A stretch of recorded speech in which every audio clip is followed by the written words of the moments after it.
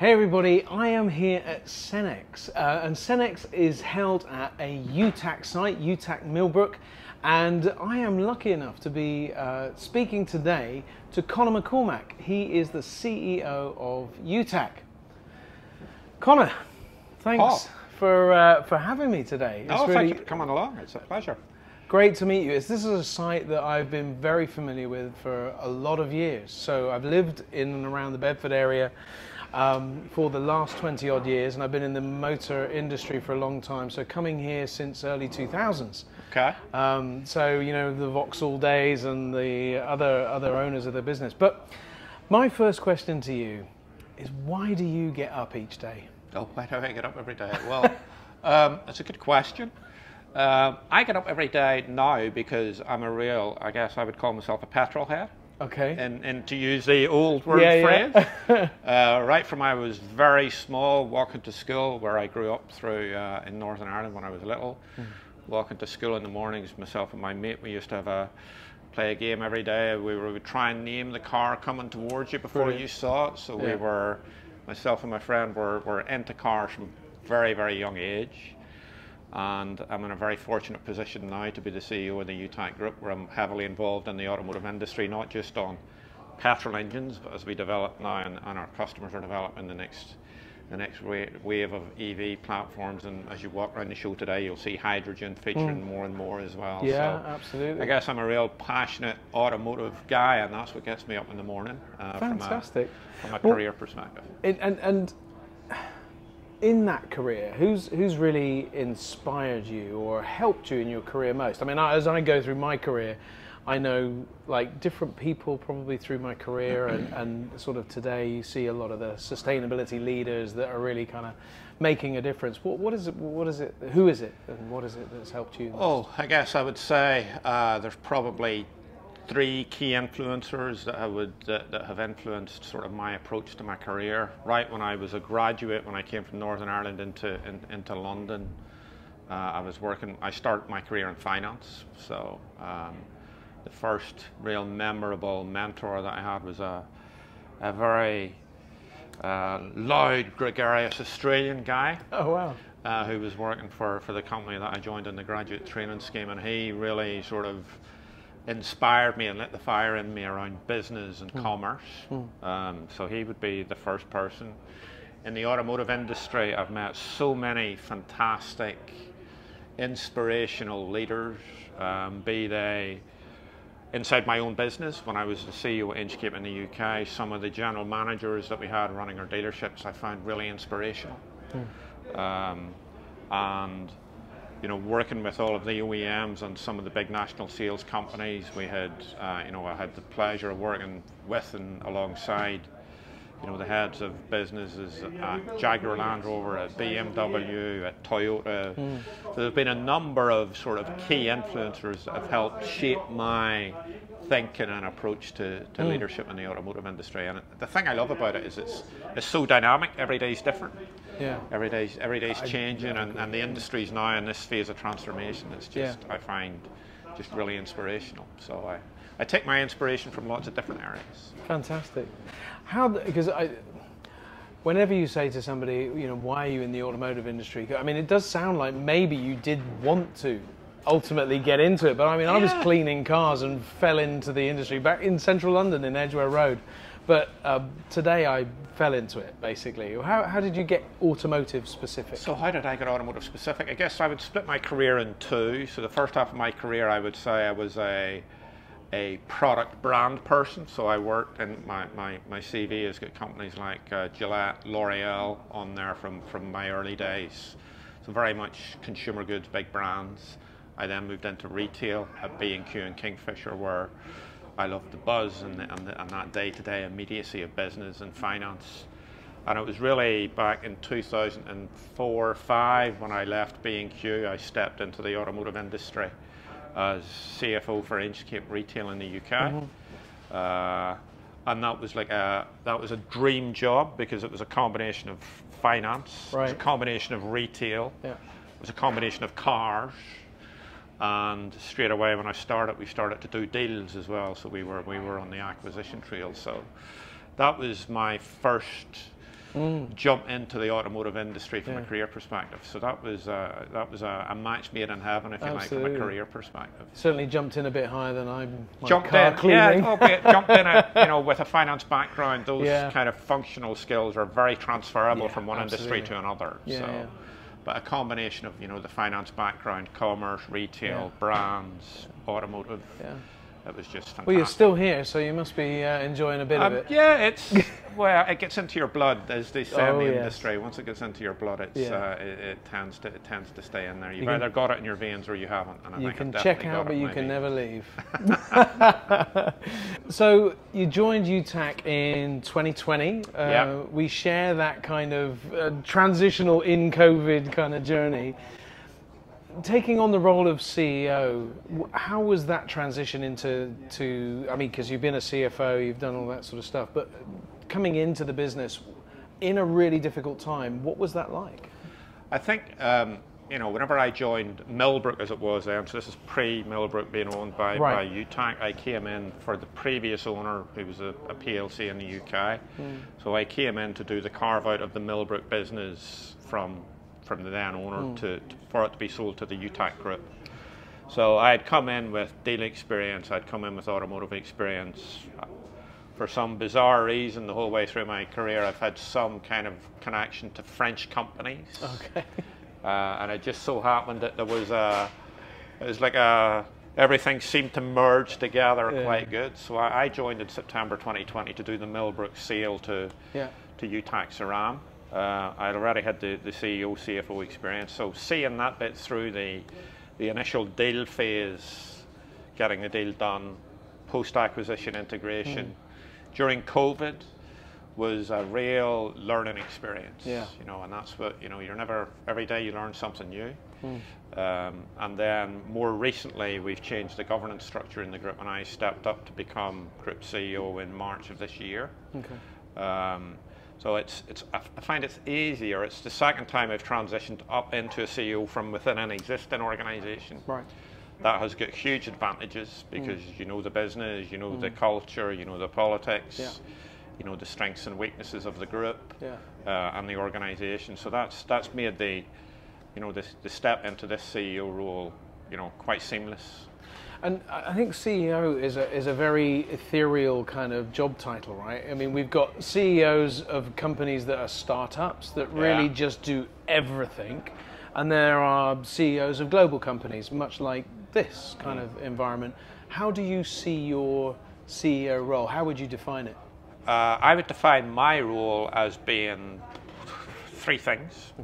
I would say it's about defining the strategy. It's about engaging with your key stakeholders, and it's about communicating down and inspiring the team to come with you on that journey to deliver the strategy on behalf of the key stakeholders. So that's how I would, when people say, you're a CEO, what does that mean? And I say it's about communicating, it's about working with your key stakeholders, and it's about being clear for the strategy that you want to implement. Do you know what I think that is? It's a testament to you that you've been able to condense that into... Lots of CEOs will say I'm dramatically simplifying things, but I'm a great believer in simplifying Absolutely. things. But isn't it great that everybody understands your role? I understand your role. What you're aiming to achieve from all of that. And I think that's because it's a really difficult thing. So you've been at UTAC now. If you're a petrol head and spent time at Millbrook, you know that they flipped the Aston Martin a world record number of times down this track. Have you been around it yourself? Have you? I've been riding not just this track, but all of our tracks now. So we in the group we're very fortunate not just to have the track here at Millbrook, which is, as you said yourself, very historic, but with a huge history. So I've been around the bowl here and the circuits here. The off-road track here is amazing as well. But equally our circuits that we have in Montlhéry in France, which next year celebrates its 100th anniversary, in fact, next year. Oh my gosh. So we're gearing ourselves up for a big centenary event next year to celebrate Montlhéry's 100th birthday. I've been around the tracks at Mortefontaine. We've got tracks in Finland that I've been around, tracks in Morocco that I've been around. So it's it's not that hard a job. Whenever you have days like that, when you're on the track going around in a nice car with somebody who can really handle the car, sometimes you have to pinch yourself and realize how lucky you are. Scariest moment and favorite moment in a car? Yeah, around the tracks. I do like off-roading, but there's a particular piece of our off-road circuit here that we have a very highly qualified off-road driver who on my second or third day when I joined decided to test my mettle, shall we say. Brilliant. That was hair raising. It makes the hairs in the back of your neck stand up on your white knuckles gripping the door handle. So that's probably the scariest moment. The best moment for me ever in a car, I was very fortunate. Probably 10 years ago, I went to Abu Dhabi with a premium brand for a new vehicle launch, and they had some of their DTM touring cars there for experiences, and I got into the DTM touring car with their professional driver around the Abu Dhabi Grand Prix circuit at Yas Marina. That was, on one hand, the most frightening thing that I've ever done, but on the other hand, the most adrenaline filled. You get out of the car afterwards, and it was just all of your senses were on tenterhooks. So that was both the worst and the best. That's great, and you know, I think because I mean, learning about UTAC and your multi-country kind of approach now, so you're really helping manufacturers. And how do you see that the landscape has changed, particularly over the last 2 or 3 years, with the real focus on sustainability and that drive to different drive chains, different fuel types that we've already talked about? How are you seeing it? Who's doing it well? How do you see UTAC meeting those needs? I see, you know, what I think our unique proposition for customers is that we have a platform business in the US that is the leading outsourced provider for e-motor testing in the US. So we've got 2 facilities in the US, and they're supporting both the emerging EVs, the newcomers. You know, Tesla arguably now is a mature business, but you have other startups out there like Lucid and Rivian and people like that we're working hard to support. Also, our big lab in Detroit, where we've just invested a significant amount of cash last year and this year in expanding our footprint in Detroit to support the big 3 in Detroit. Right. So we're seeing, you know, their pace of the move into electrification really accelerating now. So we've got the opportunity. That's an advantage for us in terms of we're seeing what's coming west from the US. At the same time, our sales team in China are working hard with, you know, the emerging OEMs from Asia to look at their products. And are they testing coming here, or they're now? You know, there's lots of speculation and news in the press about, you know, the Chinese OEMs are coming to Europe, and that's where we think we add the value with our range of test services or homologation services that we can offer OEMs that want to launch vehicles in the European market. We also are Euro NCAP accredited. And when you combine all of that functional aspects of launching new vehicles with our ability to do connectivity and simulation and the newer technologies as well, I think that's what makes our proposition really unique for customers. But we can see the same themes are all now starting to converge around, you know, cleaner drive lines to get better mobility. Safety still remains paramount. But this aspect of connectivity and infotainment, you know, we all have got our iPhones or whatever device we use, and we want them connected instantaneously to whatever vehicle you get into, and that level of always connected. We see those as the sort of the big themes that everybody is now sort of starting to converge on. I mean, it was interesting listening to Jesse Norman this morning, and we heard from him that 2035 obviously is still absolutely, it's in legislation, we know that. We also heard him confirm really the ZEV Mandate as well, which is very clear about the thing. 2030 was absent. I was curious as to that, but I'm not going to ask you for comment on that, don't worry. No comment.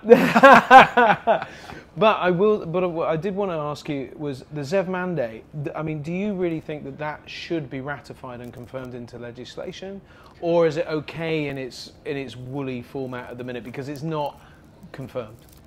I think, and this is personally, I think setting hard and fast deadlines for legislation in an industry that's in the middle of transforming is not always a good thing. Okay. So I think having a degree of flexibility as the industry needs to flex to meet global incidents or global crisis. So, 5 years ago, nobody had ever heard of COVID. The industry's still recovering from that. Yeah. 3 years ago, there was no crisis in Ukraine. The industry's been impacted by that. We're now starting to look at the impact of both of those events on global supply chain and everything else. Eventually, all of that needs to flow into production plans, launch plans for vehicles, net zero plans eventually, and also, not just in this country, but global infrastructure to be able to support the number of EVs or the number of hydrogen vehicles that we need to get onto the road. That's a huge unknown that governments all around the world are working very hard to define what their own national needs are. So I think it's better to have a bit of a looser framework with a clear strategic intent that it is the road to net zero, but to put a firm, yardstick in the ground whenever you're mid-transformation, I think is difficult to do.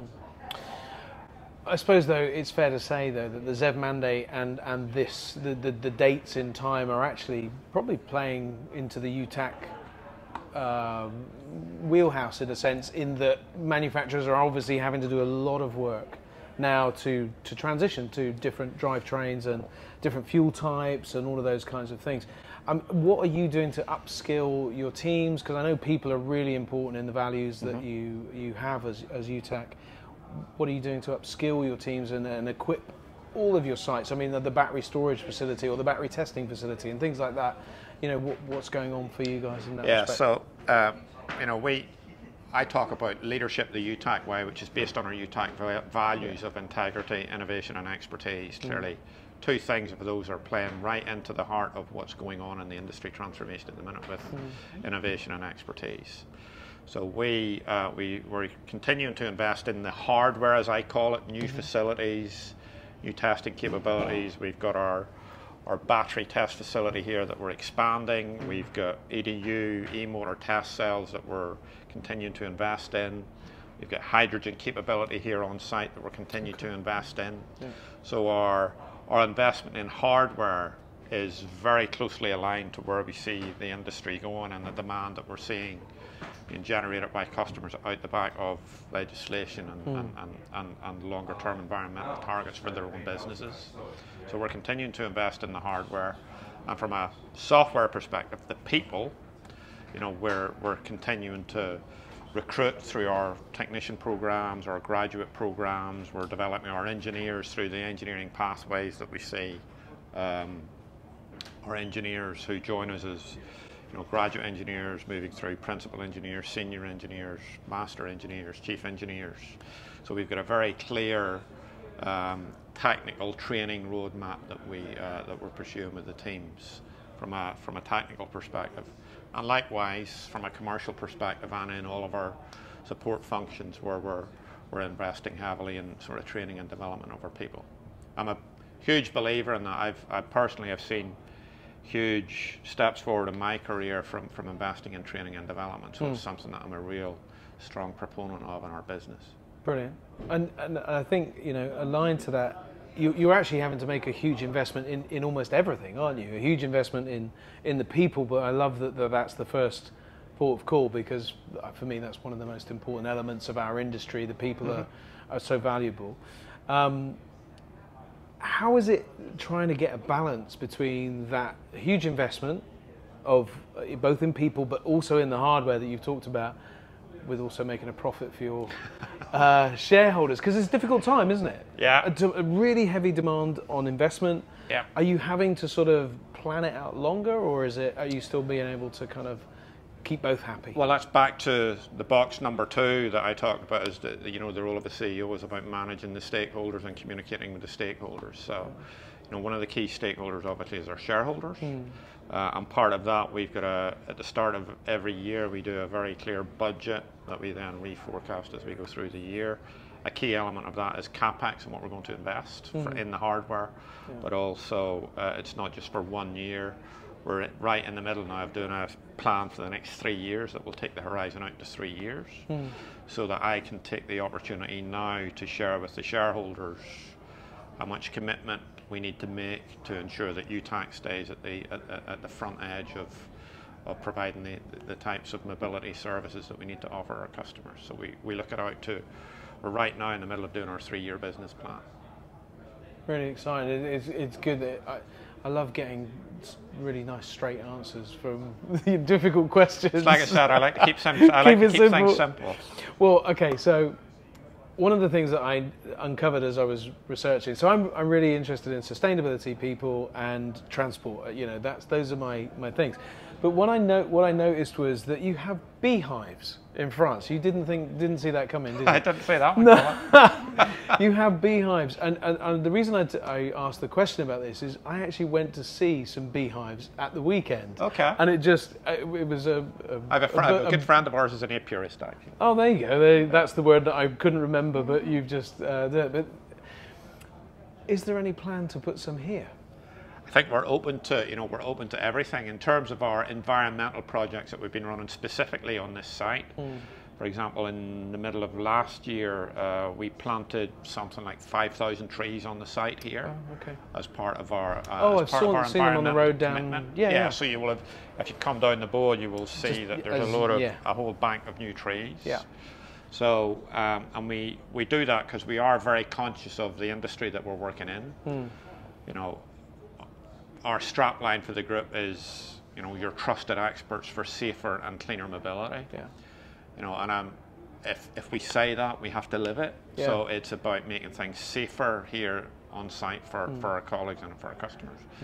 But it's not just about developing cleaner mobility for our customers. It's about making sure our sites are safe and clean for our colleagues and for the broader ecosystem that we sit within. So. Yeah, we're open to all sorts of ideas. We've got a permanent CSE manager, right, who advises us on what we need to be doing. Yeah. We're committed to reducing our carbon footprint. We've got the metrics and measures and everything else in place inside the business to start driving down our carbon footprint. Yeah. I mean, many people won't know how beautiful this site is. It is an incredible site. You picked a good day to come. It's a fantastic day. Oh yeah, but the hills and then the views from the tops of the hills, and especially the off-road course and things like that. But I'm also very conscious there's a lot of development going on around this very area.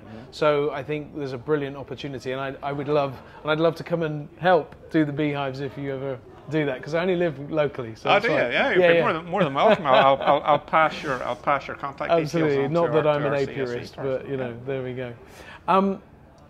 Within your values, there's a real focus on people. As really the first and the third value both sort of really encapsulate what you do with people in particular. But how do you reward your teams and ensure that even in a 24/7 environment, because it really is, isn't it? When the events are on like this, the teams are having to work late, start early. How do you keep them incentivized, and how do you reward them in that sort of motivational way? I think it's a never evolving, constantly changing way that we do it. First and foremost, for me, I think the spoken word means a lot. I think, the opportunity for me and my executive team to go and visit sites, say a well done to people, really lifts people's heads. We've got a special recognition scheme inside the business, which is a peer-to-peer recognition scheme, where if I see you going the extra mile on behalf of a customer or another colleague, we can nominate you for an award. So we do peer-to-peer recognition. We have all of the normal traditional comps and bands packages to make sure that we're retaining the right talent. We've got performance-oriented bonus schemes. But I'm a great believer in the softer side of motivation, regular communication. So this afternoon I'll be having a a leadership briefing with my broader leadership team, not just the executive committee, but the top 30 managers that we have in the business. Brilliant. And that's the back to school sort of motivating speech after the summer holidays. So we've got August is a tough month, isn't it? It is a tough month. It really is a tough month. It is. So we've got the kick-off, the back to school kick-off meeting this afternoon with the manager. So I'm a great believer in communication. Yeah. As well as the harder forms of reward and recognition. Brilliant. And so my personal passion is the van sector, but the trucks as well. So vans and trucks, because the commercial world. So it's interesting for me to get your view as somebody being right up at the front of the development and the changes in technology. How do you see the van and truck industry in comparison to where the cars are at? So obviously cars are well on the way on the J curve, because it has to begin here, right? It has to begin in development, it has to begin in testing. How are you seeing the van and the truck market begin to scale up towards this transition towards electrification? Yeah, listen, we've seen, obviously, because we host LCV and we've hosted LCV for a number of years, we've seen the trends emerging over the last sort of 15 years or so as first it was hybrids and stuff like that. But what we've really seen, and it's really noticeable this year, the rise of hydrogen in the lexicon of what everybody's talking about, and and I think it is the van and truck and bus sector that's really driving that. You've got the Toyota hydrogen Hilux that's been unveiled this morning. It's inside. Have a look at that. I didn't know that was there. Be there later. Yeah. So you've got that inside, which is one of the sort of workhorse commercial vehicles in the UK fleets. Yeah.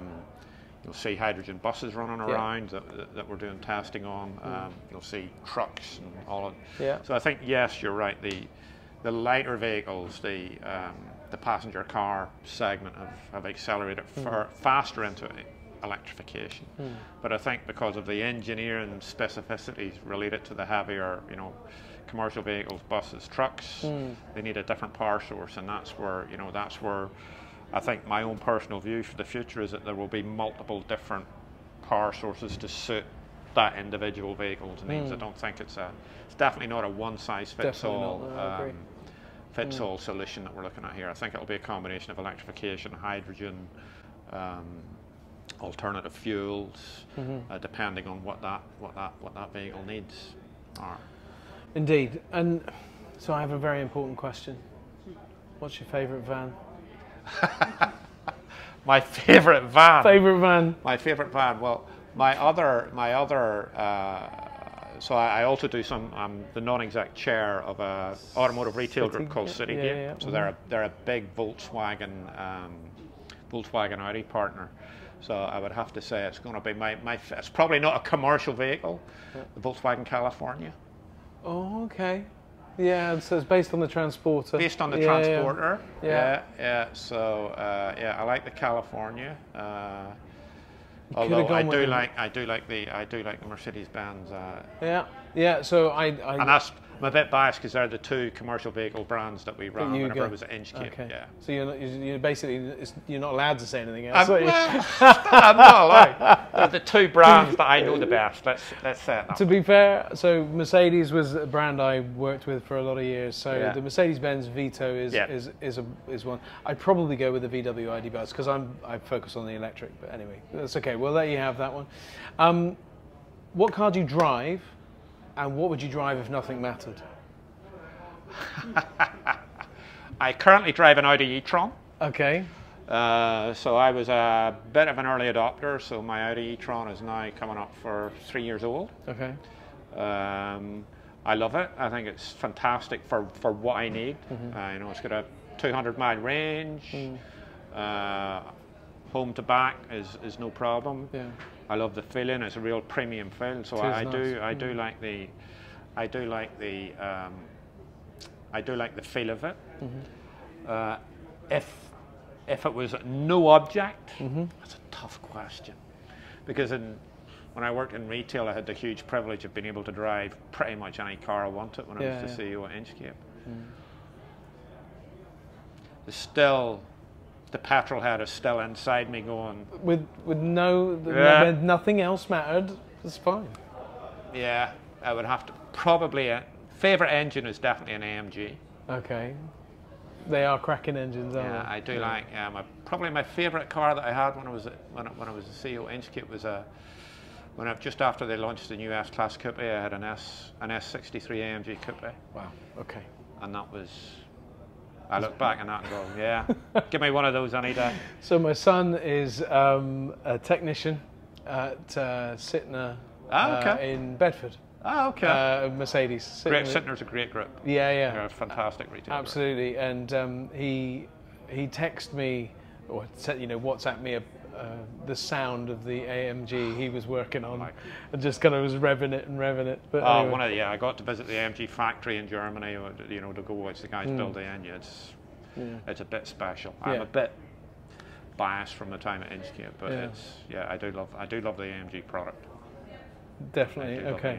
So let's go the other side then. What's your favourite thing about electric vehicles? I like the immediacy of the torque. Mm-hmm. So the petrol head in you. Yeah. Still makes the hairs in the back of your neck stand up. Yeah, absolutely. And I guess it's to do with the speed and the handling. I like that. I like the notion that eventually more of the world will get to experience the pleasure of driving a pure EV as well. For the sake of the environment, and I know there's a debate about end to end the sustainability and the environmental impact of batteries, etc., but zero emissions coming out of the tailpipe whenever you're commuting does make you think differently. Yeah, absolutely. I mean, the ULEZ and the clean air zones around the country, and Ella's law, if you're familiar with it. The rules going around about the air quality is a human right. It's a human right. So I like to, I do. That makes me feel that I'm living the values of the business and what I'm asking people to do for us. And what do you dislike the most about the EVs? The whole, the moment that we can get to wireless charging, fantastic. Okay. I hate the faff of getting the cable out and plugging it in. And if we can get to wireless over-the-air fast charging, I think that would be either that or where you drive in and the battery drops out and there's a new battery goes up in the bottom, something like that. I don't know. So NIO are on their way with that, aren't they? And some of the, I've seen some moped companies that are into interchangeable batteries now as well. And so I think the technology's coming. Yeah. But that idea of having to. The ultimate inconvenience, basically, is what. Or the inconvenience. And I guess it's no different to having to pull up at a petrol station and fill the tank, but it's still a bit of a faff. Convenience, I guess. Charging convenience, I guess, is what is. And what's your experience of public charging? I'm gonna do. It's getting better. Getting better. It's probably a good place to leave it, isn't it? It's getting better. It's getting better. It can be. I have my biggest meltdowns. Last year I went up to Scotland in the Audi. Right. And that was an experience that I won't be repeating. Let's just put it that way. I know the feeling. I normally do, well, in fact I do most of my journeys in my car, and I've got 280 miles range in my Kia e-Niro. Yeah. And that usually it's a great car, but I'm constantly surprised by it. But it's the longer journeys when you have to do 2 or 3 charging episodes are challenging. We did 3 charging stops. Yeah. On motorway, fast chargers were, not the best experience. So before I ask you sort of any other biscuits, the important question for me is, of course, rugby or football. I'm 50-50 actually. Are you? So. Football, I'm a Liverpool supporter and have been since I was a very small lad. We are now friends, that's fine. So I've been a Liverpool supporter all my life. Yeah, me too. Rugby, yeah, internationals, not so much club rugby, so I'm looking forward to being able to give my French colleagues lots of stick at the, Let's as hope. the Rugby World Cup kicks off. Let's hope. Yeah, so I'm a passionate Ireland rugby fan. Yes, good. Myself and all the family are all sort of passionate Ireland rugby fans, so yeah, really looking forward to the World Cup kicking off. Well, you guys are on a high, aren't you, at the minute? Well, #1 team in the world brings with it its own sort of pressures. But you've earned it, and you certainly from the Six Nations. Yeah, well, let's hope. I hope we haven't peaked too soon. We're in a tough half of the draw as well. We have to beat the French to. We have to beat the French to get to the semis. One day they're good, the next day they're meh. Playing at home. We'll see. So, listen, you've graced my questions very beautifully, and I really appreciate it. I'm conscious, Connor, that there's a lot of innovation going on within UTAC and a lot of key things that you're doing to develop your own business. And what is it that's front of mind for you at the moment? Oh, front of mind for me at the minute is talent and expertise. Wow. Okay. I think the industry is under severe pressure from a lack of talent coming into the industry, and actually I think the automotive industry, our industry in particular within that, we're being targeted quite heavily by some of the complementary industries that sit around us, like wind farms and energy and everybody else who have suddenly woken up to electric and electrical engineering needs. And I think the war for talent is probably the #1 priority for me at the moment. Fantastic. Well, Connor, listen, thank you so much for today. I've really enjoyed it. I hope you've got across. Hasn't been too painful. I was going to go for the juggler on 2030, but I thought no, I'll let you away with that one. It's a tough one. It really is a tough one, and of course we could debate the hydrogen electric kind of thing. I think we're looking at a multi-fuel future as well. I agree with that. I really do. As long as it's zero emission, I don't have an issue with it. I think it's going to be interesting to see at what weight which fuel type wins out. Yeah, that's the absolutely. But Conor McCormack, thanks ever so much for today. I really appreciate it. You're very welcome, Paul. Thank you very much.